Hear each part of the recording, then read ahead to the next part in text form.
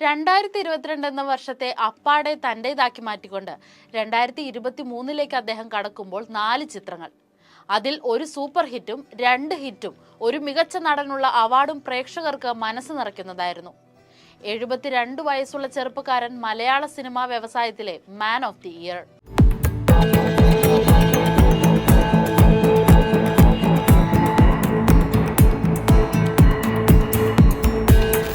പ്രായം കൂടുന്തോറും സൗന്ദര്യം മാത്രമല്ല വ്യത്യസ്തത നിറഞ്ഞ കഥാപാത്രങ്ങളോടുള്ള അഭിനിവേശവും കൂടുന്നുണ്ട് മമ്മൂക്കായ്ക്ക്. പ്രേക്ഷകർക്ക് മമ്മൂക്കായോടുള്ള സ്വീകാര്യതയും.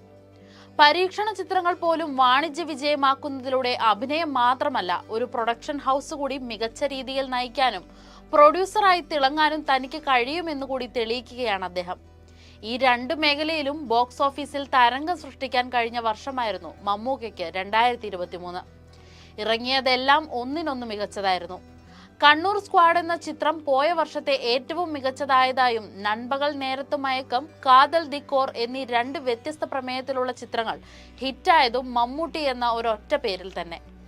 തിയേറ്ററുകളുടെ ടിക്കറ്റ് കൗണ്ടറുകളിൽ കണ്ട തിരക്കുകളിൽ നിന്ന് തന്നെ അത് വ്യക്തമായിരുന്നു.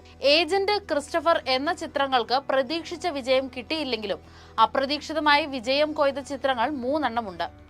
ലിജോ ജോസ് പെല്ലിശ്ശേരിയുടെ കൂടെ ഒരു മമ്മൂക്ക ചിത്രം എന്ന് പറഞ്ഞപ്പോൾ ആരാധകരെല്ലാം ഒന്ന് ഞെട്ടിയിരുന്നു. വരാൻ പോകുന്ന മാജിക് എന്താണെന്നുള്ളതിനെ പറ്റിയുള്ള ചർച്ചകൾ സോഷ്യൽ മീഡിയകളിൽ നിറയുകയായിരുന്നു ആ സമയം. പ്രമേയം കൊണ്ടും അഭിനയം കൊണ്ടും കഥ പറയുന്ന ശൈലി കൊണ്ടുമൊക്കെ ഒരു വ്യത്യസ്തമായ അനുഭവം തന്നെ ചിത്രം കഴിഞ്ഞിറങ്ങിയവർക്ക് നൽകാൻ സാധിച്ചു.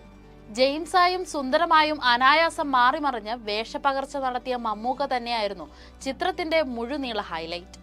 ഓൺ പ്രൊഡക്ഷനിൽ അടിപൊളിയൊരു ചിത്രം അഭിനയിച്ച് വിജയിപ്പിച്ച നിർമ്മാതാവ് എന്ന വിശേഷണം കൂടെ ചരിത്രത്തിൽ അടയാളപ്പെടുത്താം.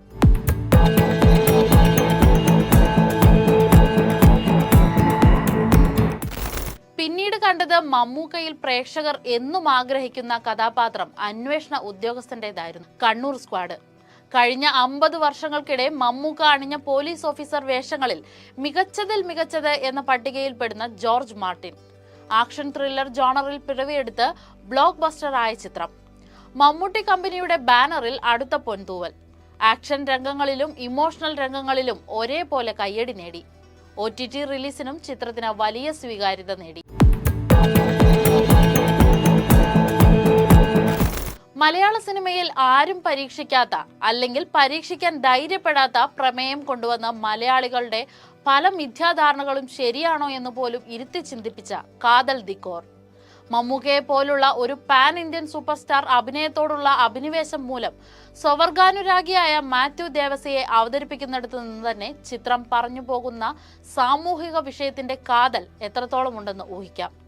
ഈ ചിത്രത്തിന്റെയും നിർമ്മാണ ദൗത്യം കൂടി ഏറ്റെടുത്ത ചിത്രം തിയേറ്ററുകളിൽ മാത്രമല്ല 2023 തിരുവനന്തപുരം ചലച്ചിത്രമേളയിലും ചിത്രം കയ്യടി നേടി.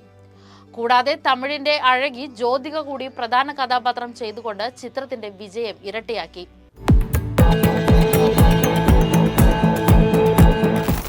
അമ്പത് വർഷത്തോളമായി മലയാള സിനിമയുടെ ചക്രവർത്തി കസേര ആർക്കും വിട്ടുകൊടുത്തിട്ടില്ല.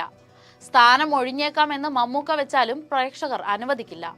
മികച്ച നടനുള്ള 3 ദേശീയ അവാർഡുകൾ, സംസ്ഥാന അവാർഡുകൾ 6 എണ്ണം. ലഭിച്ച അംഗീകാരങ്ങളെ പറ്റി പറഞ്ഞാൽ തീരില്ല.